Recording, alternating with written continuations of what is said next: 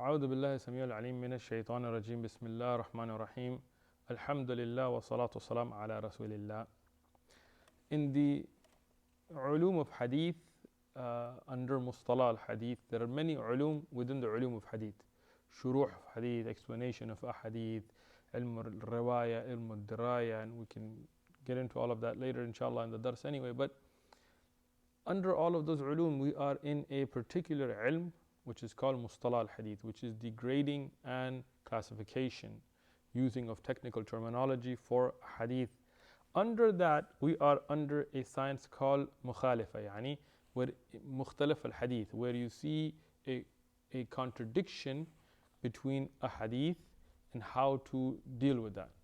For example, we talked about hadith that are mahfuz or ma'ruf, and what is in the opposition to that, which is shadh or munkar, meaning you have two ahadith that are seemingly contradictory, and then when you research it, you find one of them is with a weak narration and the other is strong and has more narration. So the weak one becomes shadh and the strong one becomes mahfuz, or also, as Ibn Hajar says, somebody also calls it ma'ruf. In the same way, if there is a weaker one, then where there's actually a sanad weakness, like we talked about the other one being the sanad being strong, but it's khalif to the stronger, that becomes shadh. But if there's an actual weakness in the sanad, like an actual weakness with the rawi and so on, then that one becomes munkar. The stronger ones become mahfuz or ma'ruf. Tayyib. I wanted to introduce a couple of books here to Tullab ilm, because Ibn Hajar today in Dars he also introduces some books, but some of those books are difficult, like the books of Khattabi and stuff, even though I have them, but they'll be difficult for Tullab ilm. But there are some easy books that I highly recommend Tullab ilm to get regarding this science of mukhtalaf al-hadith. One of them from the classic scholar Ibn Abi Qutayba, Abu Muhammad Abdullah ibn Muslim ibn Qutayba, famous scholar very early on, from 200 something Hijri. He wrote a book called Ta'wil Mukhtalaf al-Hadith, and this is explanation of many seemingly contradictory ahadith. Ibn Qutayba is a very famous scholar from the early generations and a very strong scholar in hadith, and not the first, but one of the earliest scholars to write in this science.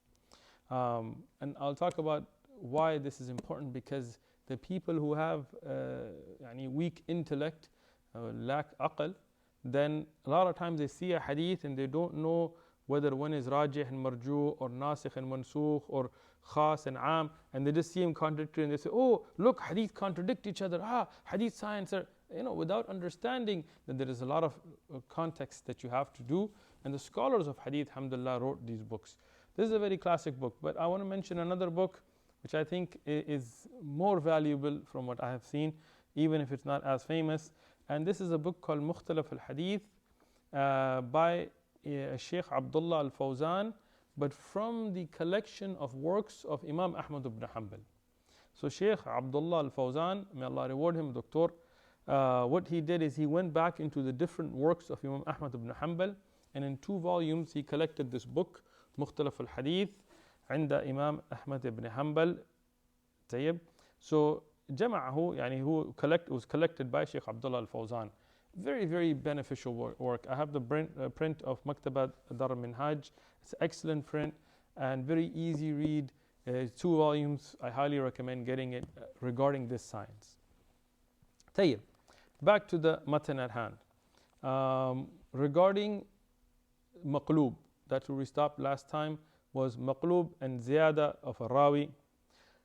Ibn Hajar Asqalani, he talks about Maqlub. Maqlub, what does it mean? As we studied last time, when there is something Iqlāb, which is to switch. Something's been flipped. We talked about Iqlāb in the sanad and the matan. Ibn Hajar Asqalani says, and in it, للخطيب البغدادي, the famous scholar Khatib, he wrote Al-Kitab Rafi' Al-Irtiyab. I have the book. It's a very beneficial work, difficult read, but a very early book and a beneficial work looking at Maqlub ahadith.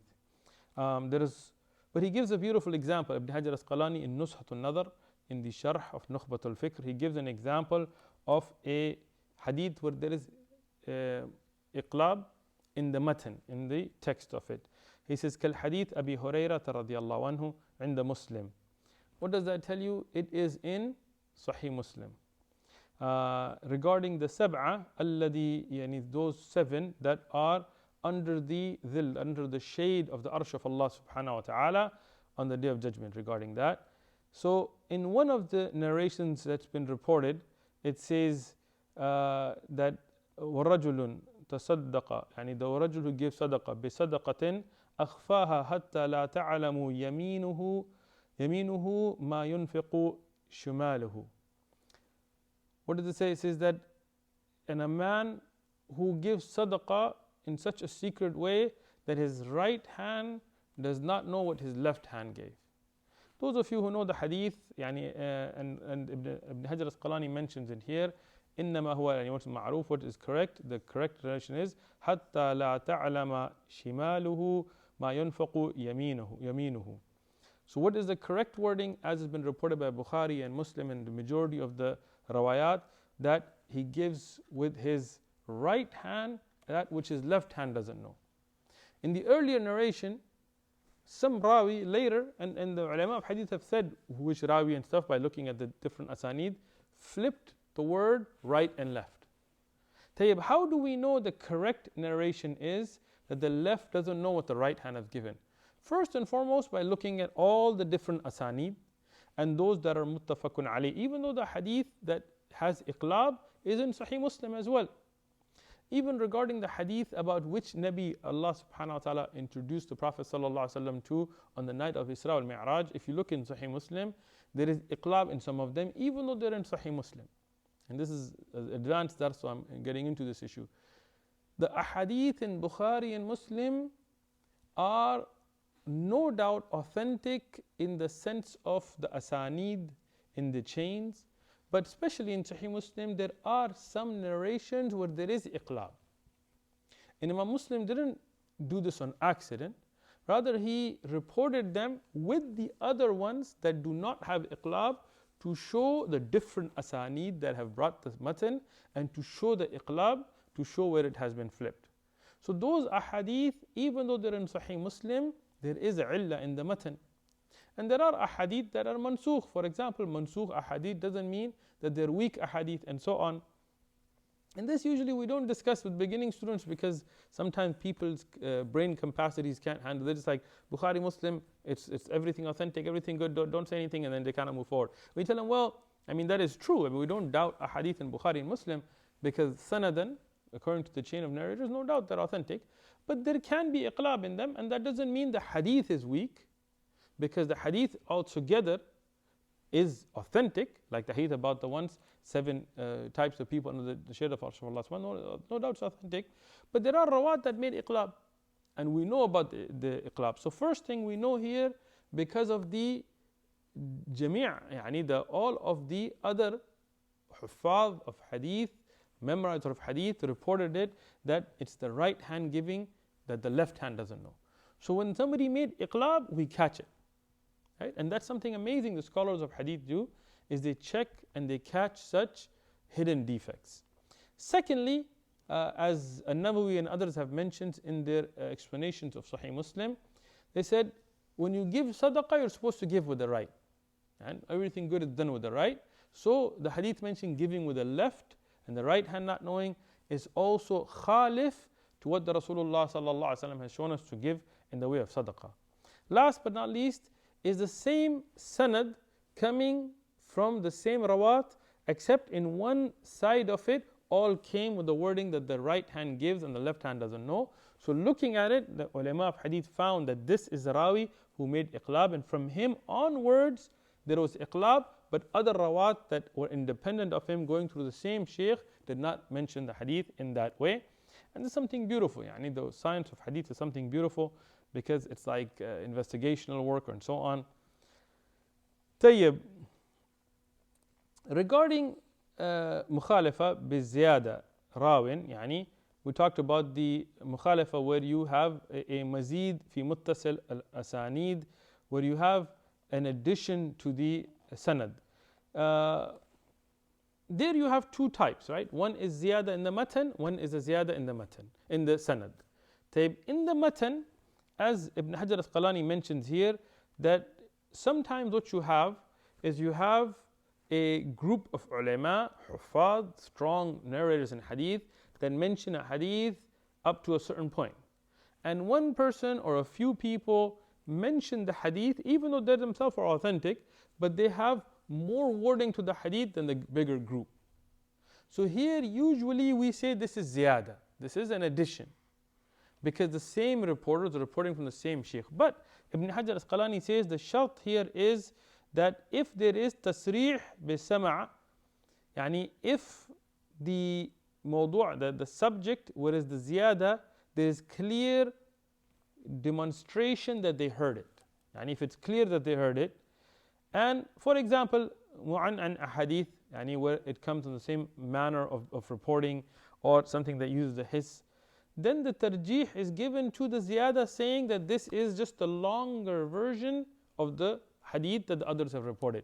Meaning, if there's an authentic narrator or a bunch of them, and they report a hadith with longer wording than other also authentic narrators, but they clarify that we heard this clearly, and we can prove that this was heard, then we don't say that there is a contradiction, because that just means that sometimes a hadith is reported mukhtasaran, a part of it with ikhtisar, and sometimes tawilan, yani with the longer version of it, and there is nothing contradictory about that. But how do we know? Is to see that if we can clearly demonstrate that they actually heard those wordings from their teachers or not. So this is something, again, a beautiful aspect in the depth of the science of mustalah al-hadith. أو بإبداله, يعني ما هو إبداله البدل, or the change or the opposition here, لا مرجح, we don't know what is rajih.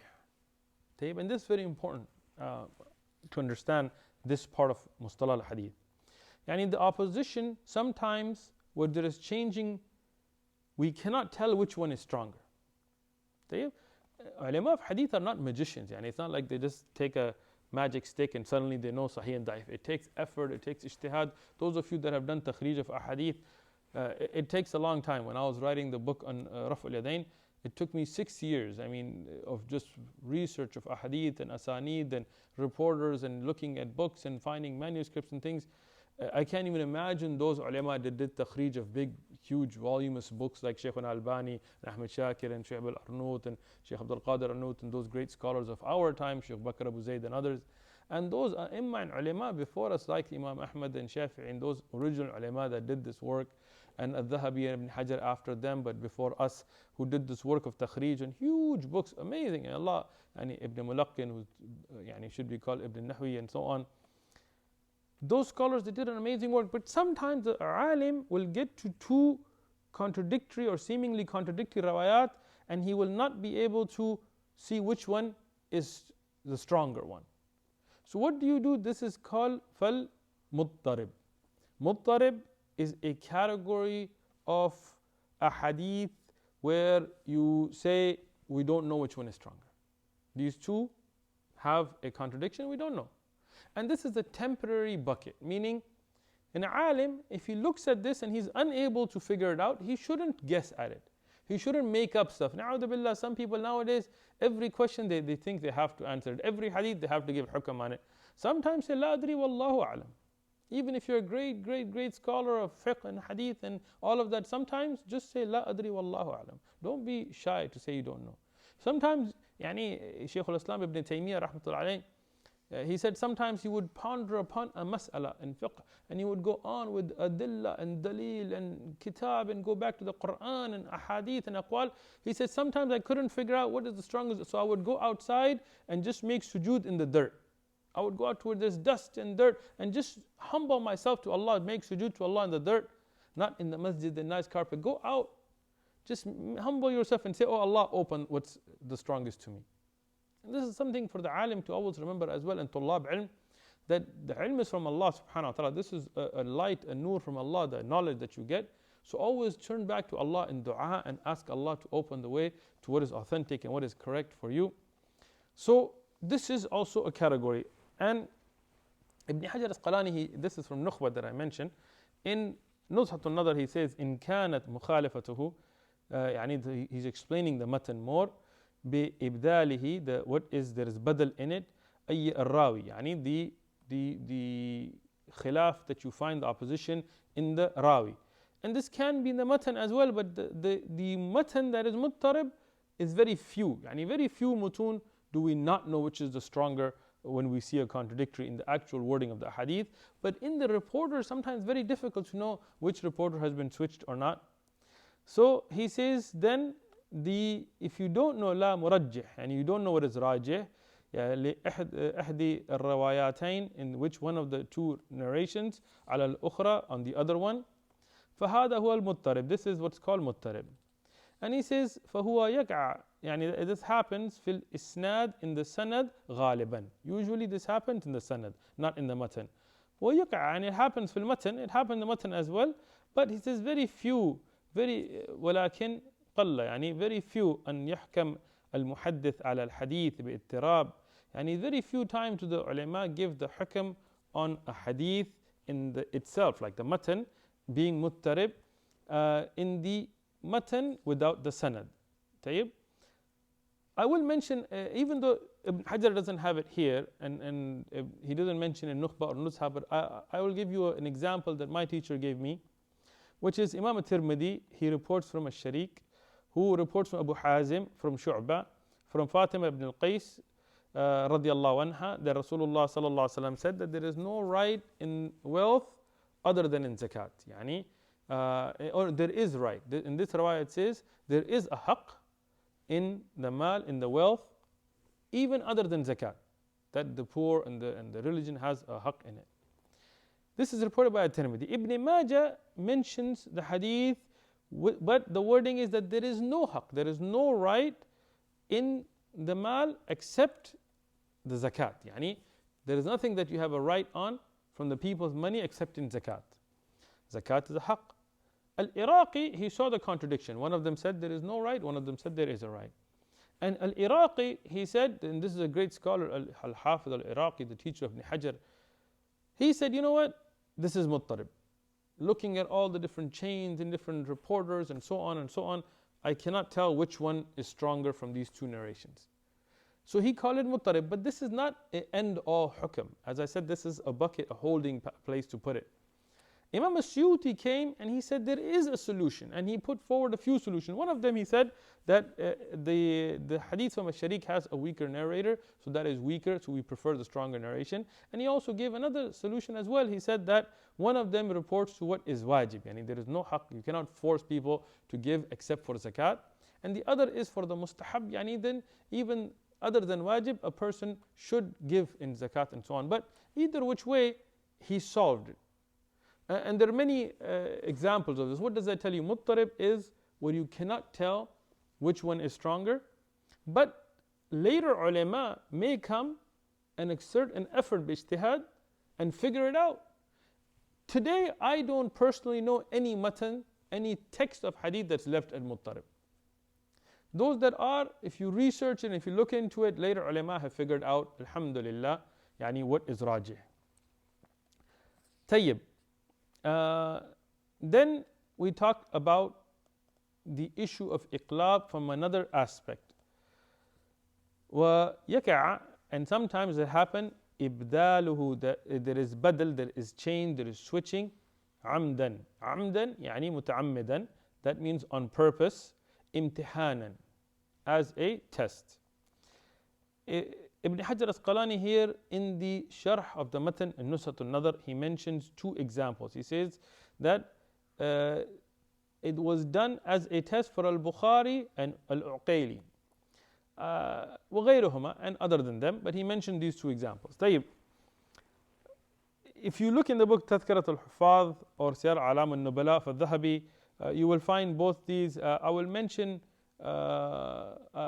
very, yani, in a concise manner, because we don't want to go too off track here, what this means.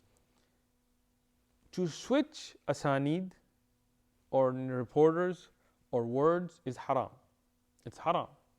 You cannot mess with wordings of a hadith.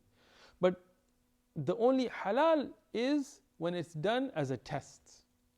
And the famous incident, and this has been reported from Imam al-Bukhari by Imam al-Dhahabi and others, and there is also a similar incident, as Ibn Hajar points out, of Imam al-Uqayli, the famous author of al-Du'afa, again a great scholar of hadith, where, for example, Imam al-Bukhari is one, when he was first coming to Baghdad. He was from Khurasan, from Bukhara. When he was first coming to Baghdad, people had heard about this young scholar and how great he was in knowledge and how impressive his memory was. So they said, the scholars of Baghdad said, let's test him. Let's test him. When he came in, now imagine Imam al-Bukhari, he's just coming into Baghdad, he's tired, huge long journey on camel and on foot, and I mean, they didn't have business class flights or something that he was chilling. I mean, he's tired. And they tell him, you know what, come, we're just going to have a party or some food, and some people get together to invite you and to celebrate your coming here. And he goes and they have food and things. And they told him, in honor of your coming, we just want to have some people read a hadith to you. So, I mean, no, didn't tell him this is a test, didn't tell him anything, nothing. So they said, 10 people will read 10 ahadith each. So how many ahadith? How many? 100. Where's your math skills at? So they told those people to switch the chains. Right? So the chain of one hadith, read it with the other hadith. Today, if we got tested like this, la adri wallahu alam if anybody will pass it. Right? But Imam Bukhari, when he heard the sanad and the matan, he said, I've never heard this. La arafu, I don't know it. They were like, how come he doesn't know it? Such a great scholar doesn't know it. The person read the second, third, fourth, fifth, sixth, seventh, eighth, ninth, 10th. He read his 10. Every one of them, Bukhari said, I don't know it. I don't know this hadith. And the second person read, and the third person read, and the fourth person, and fifth, sixth, seventh, eighth, ninth, 10th, all of them with Iqlāb. And Imam Bukhari kept saying, I don't know this hadith, I don't know this hadith. So the people thought, and the people are talking all this Bukhari came here, doesn't even know these first 100 hadith. Now imagine, these are just 100 at random. He wasn't given like from this book or from this majmu'ah, just at random. Out of all the hundreds of thousands of hadith, they just chose 100. Then Imam Bukhari said, I don't know these hadith, but the 7th hadith he read matches the first sanad that he mentioned. The 8th hadith he read matches the 3rd sanad that this other one. He, from his memory, corrected all of them. Yani, subhanallah, this is genius. Imagine just at random from hundreds of thousands of hadith, and he had them so well memorized that even when you flipped them, in his mind he could even put them back in order. If you gave me 100 hadith and told me in 1 year we're going to test you like this, I'll still fail it. I mean, this is how difficult of a test that was, but he passed it. So now, back to the point here, Uqayli as well, and other A'imma and Ulama have tested and passed like this as well. Here, Ibn Hajar is saying that this here is not haram, because you're not trying to mess with hadith, you're just doing it as a test. But he gives a shart here, and he says that this is, it's okay as long as it is not something that you keep in that cell in that way. يستمر يعني لا يستمر عليه, يعني you don't keep it in that switch state. بل ينتهى يعني when that is done, like when the test is over, the haja, the need for to flipping is over, then you put everything back in its place. Then this is permissible, it's just a test. But to switch other than that, this is haram. But he says, and if somebody does ibdal ammadan, يعني amdan, on purpose, somebody does this without any necessity, then huwa min aqsam al-mawdu'. And this is from the mawdu', fabricated hadith. Why? Because now you are making up a new hadith. Hadith is not just the wording to the ulama of hadith, it is the chain and the wording. So when you're flipping them around and you're changing it, then this is something haram and it is mawdu'. وهو وقع, يعني this usually ولو وقع, even if it happened غلطا, يعني by mistake, then it's called maqlub or mu'allal. So if it's done out of mistake, we don't call it mawdu', we call it Iqlāb. So it's a form of mu'allal. There is ilal, there is a textual defect, something has been switched. If it's done on purpose, then we call it mawdu', because that means that person was intentionally lying and making this types of changes. May Allah protect us. I brought a book. I like examples, because examples help us to bring theory into practice. This is, there's a famous book of Hanafi fiqh called Al-Hidayah. Al-Hidayah, well known. This is a book called Sharh. It's an explanation called Fath al-Qadir of Ibn Hammam, the great Hanafi muhaddith and scholar, ala al-Hidayah, upon the famous Hanafi book called Al-Hidayah. Hidayah is also a sharh and so on, but I'm not going to get into deep there. But Al-Hidayah is one of the primary texts in the Hanafi madhab. Mukhtasar al-Quduri being also one of them. And again, I'm not going into the works of Ibn Abidin, which are the mu'tamid to know the final ruling and so on. But from the just a reference perspective, Al-Hidayah, if you go to any Hanafi madrasa, you will see them being taught Al-Hidayah. Al-Hidayah has a hadith mentioned in it. And I will mention it here, inshallah. This is under the bab regarding wudu' and about making masha of the head. According to the Shafi'i madhab, for example, mithalan, even if you made masha just on a few hairs, you did this, your masha for wudu is complete. According to the Hanafi madhab, you have to make masha of ruba', of 1/4 of the head. As a dalil, what is mentioned here is the Rav al-Mughira ibn Shu'ba, that Nabi sallallahu alayhi wasallam tawadda', he made wudu', فمسح على ناسية, يعني the nasiyatihi wa khuffihi. That Mughira ibn Shu'ba mentions the hadith that Rasulullah made masha on his forehead, on the top part, not forehead, meaning 1/4 of the head, the front lobe with hairs over there, and on the khuf, meaning not on the rest of the head. And this is a dalil. Now, here, Imam Ibn Hammam, the great scholar, muhaddith, alim, famous scholar in hadith and Hanafi fiqh, in his sharh, in his explanation, he makes a point here. He says that this riwayah of Mughira ibn Shu'ba is mentioned by Imam Muslim in his Sahih, but in it you do not find these wording. There is something switched in the wording. He says that this is maqsood, and what is maqsood here is not found in the hadith. Rather, what's in the hadith is that Rasulullah ﷺ made masha on the front part of his head and continued it on his imama. You see what the muallif of Hidayah did? He chopped, inshallah on accident, but he chopped a word from it, changing the entire meaning. And I brought Sahih Muslim with me to show you the actual hadith. So in Sahih Muslim, depending on your numbering, because there is sometimes difference, but in the numbering that I have here in the print of Darus Salam, which is with the Sharh of Imam al-Nawawi, because Imam Muslim didn't number his Sahih, so usually we go by the numbering of and the chapter titling of al-Nawawi in his Sharh. It is hadith number, let's see here, 636. 636. It is the 73rd hadith in the bab. And this is from Mughira ibn Shu'ba radiyallahu anhu, أن النبي صلى الله عليه وسلم تودع. Nabi Sallallahu made tawadda, فمسح, so he made masha بناسيته, on his top part of his forehead, وعلى عمامته, يعني and on his imama, وعلى خفين, and on his khuf. So this is the actual hadith. But you see, in the hadith there is the word وعلى عمامة, upon the imama, the turban. So when you drop that word, it totally changes the hukm. Because otherwise it is not a dalil that you can make masha only a part of the head. That is when you're making masha on the imama. So what is uncovered, you make masha on that and you continue it on the imama. And just on a side note, what is rajih is that you have to make masha on the whole head.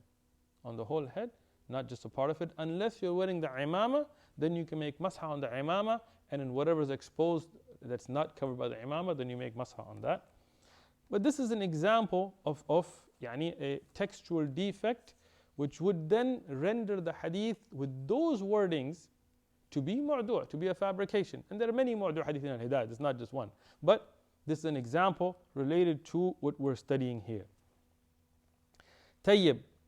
Ibn Hajar al-Asqalani, he continues, and then there is taghayyir, where something changes with the wording either by the letter or by the word. طيب. This is the siyaq يعني. So then you have two categories here, مصحف and muharraf. مصحف and muharraf. Don't go by literal meanings here. You have to go understand the technical meaning here. So here, what is it? Ibn Hajar Asqalani mentions himself in this Sharh Nuzhat Nadhr. He says, "In kana dhalika," and if that is because of a nuqad, because of the dots. What do you mean by dots? If you put a letter like this and put one dot on top of it, what is that? It's a fa. If you put two dots, what is it? Qaf, right? If you put a letter like this with a dot on top, that is a kha. If there's a dot inside, that's a jim. If there is no dot, that's a ha. What does that mean? Sometimes when the scholars of hadith were dictating a hadith, the student that was writing messed up on the dots. They're humans, right? But that doesn't mean that books of hadith are filled with those hadith. No, the ulama of hadith have this precision. So what did they do? They looked through all of the others. Sometimes it didn't really matter because with one dot with fa, the word wouldn't make sense, so then they knew what it was.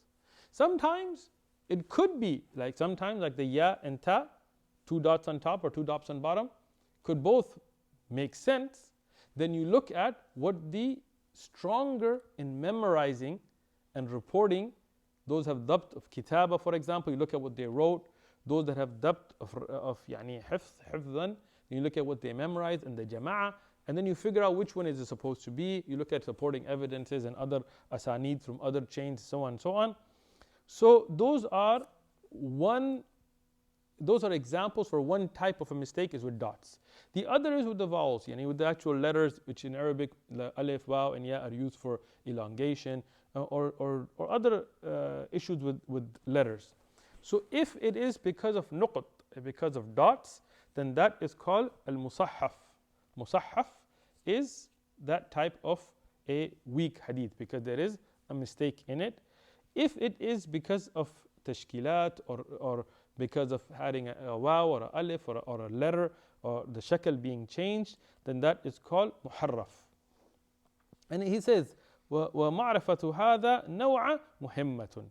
And it is very important to know this science because when you say ya or ta in the beginning, it can change whether it's referring to a woman or a man or somebody, a group or mukhatib or ghaib.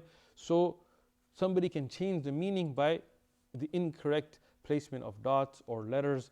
So it's very important and it's a very difficult science, but it's a very clear science. Alhamdulillah, the ulama that wrote upon this and explained this. And he says, لا يجوز, يعني it is not permissible تعمدهن تغير المتن بالنقص أو مرادف. طيب إلا العان. So he says, and it is not permissible, it is not halal, it is not jais to change in the wording of a hadith by omitting something, like the example we saw from Al-Hidayah. It's haram to do this. Inshallah, we hope the author did it by mistake, but yani, it did support the view of his madhab with the change. Or to paraphrase. Muradif, yani, to paraphrase a hadith. It is not permissible, except by an alim who understands the meaning and uses it in a particular way, and I will explain this in a brief manner. Ibn Hajar gets into a lot of depth here, but for the sake of the class, we won't go deep into it. But first thing is, you cannot mess with hadith. You have to leave it the way. Somebody could make a mistake. Allah does not hold us accountable for mistakes, but you cannot intentionally. طيب تعمد يعني تعمد يعني on purpose. You cannot change in the matan or in the sanad, in the text or in the chain, anything by taking out a part of the hadith, as people do nowadays. May Allah forgive us and them. Sometimes people, to protect or their own madhab or their own view, they cut a piece of a hadith or an ayah of Quran, which is even worse. It's kufr, as Ibn Hajar has mentioned before too. Or to paraphrase it. But sometimes ulama will take a part of the hadith because that is what's relevant. That's jais. For example, sometimes there is a hadith that's 2 pages. And the hadith are never very long, but there are some that are long. And only one part is relevant to the mas'ala. So for you to mention that, which doesn't change the meaning of the rest of it, this is jais. But for you to take a part of it to paraphrase where it changes the meaning or it changes the attribution to Rasulullah sallallahu alaihi wasallam what Rasulullah didn't say, that is haram. طيب, and in خفي المعنى, and if the meaning is if it's obscure, if you don't understand the meaning, then you need to go towards Sharh al-Gharib wal-Bayan al-Mushkil. Then you need to go to the books that explain the the unique wording that was used at that time and the difficult sciences like Mukhtalaf al-Hadith and so on and so on. And here Ibn Hajar al-Asqalani mentioned some of the books that are written on this subject. But let me explain what the matan is saying first. What is it saying? If you do not understand the word that's used in a hadith, don't guess at it. Some of the people today, what they do is they don't know a word, right? So when they don't know a word in hadith, they look at what word may be referenced in the locally spoken dialect today, and they will substitute it into the hadith, what is not in the hadith. Do you understand? You understand? So, you cannot do that. Words that in hadith have a meaning that may have been used in the classic Arabic in the time of Rasulullah sallallahu alaihi wasallam, which is different from how we may use it in Ammiya or in the colloquial Arabic today. So if you want to understand a hadith, you have to go back to those books the ulama wrote to explain what words mean in hadith in context of the time and the language used of the time. Here Ibn Hajar al-Asqalani mentioned a few books. He says kitab, like the book of Abu Ubaid Qasim ibn Salam, famous scholar, his book. But he says غير مرتب, it's not in a proper tartib. But then the great scholar and Ibn Hajar al-Asqalani says here وقد رتبه, it was put in proper order, including giving it a fahras and so on. A Sheikh Muwaffaquddin ibn Qudama. Who is Ibn Qudama? The author of Al-Umda, Al-Kafi, Al-Muqni', Al-Mughni, Lum'at I'tiqad, many of these books. So great scholar. So he did it al-huruf upon the letters. He reorganized it and made it a much more beneficial work. And he mentioned some of the other books on it as well. But the book that he also mentions here, وَقَدْ جَمَعَ جَمِيعًا, and all of them put together by Ibn Athir in Al-Nihaya. And this is a book that's a must-have. And I brought this here, even though I have some of the other ones as well, including Gharib al-Hadith ibn Jawzi and so on. But this book you must have to reference wording that's mentioned in a hadith that may be difficult for us to understand. So it's called Al-Nihaya fi Gharib al-Hadith wal-Athar. The النهاية, the end all, البداية والنهاية, and the end in the gharib here, meaning the strange or the words that are not commonly understood in hadith and athar, by Ibn Athir, the great scholar of Islam. He was born in the mid 500th century and he died in 600 something Hijri. So early scholar. And he in alphabetical order, he goes through words. So if you find a word in hadith that you don't know the meaning of, this is a must-have. And there are other works by Ibn Jawzi and others as well, including the work of Abu Ubaid al-Qasim ibn Salam, which has been reorganized by Muwaffaquddin ibn Qudama, which is the only one to get, because that's Ibn Qudama's final version is in order that you can actually use. Tayyib. And also what's called Bayan al-Mushkil al-Hadith, those ahadith written to look at contradictory ahadith. And one of the famous one is Imam al-Tahawi's book. The great scholar used to be Shafi'i, then he became Hanafi, and a great scholar of hadith. And al-Khattabi and Ibn Abdul Barr and others have works that Ibn Hajar al-Asqalani has mentioned here as well. And from them, I would definitely suggest that the brothers can get Mukhtalaf al-Hadith and the Imam Ahmad by Sheikh Abdullah al-Fawzan. It's in 2 volumes, amazing work. Tayyib, inshallah we'll stop here and we'll go into Jahala, which is Majhul Ain and Majhul al-Hal and so on in the next dars. Jazakumullahu khairan.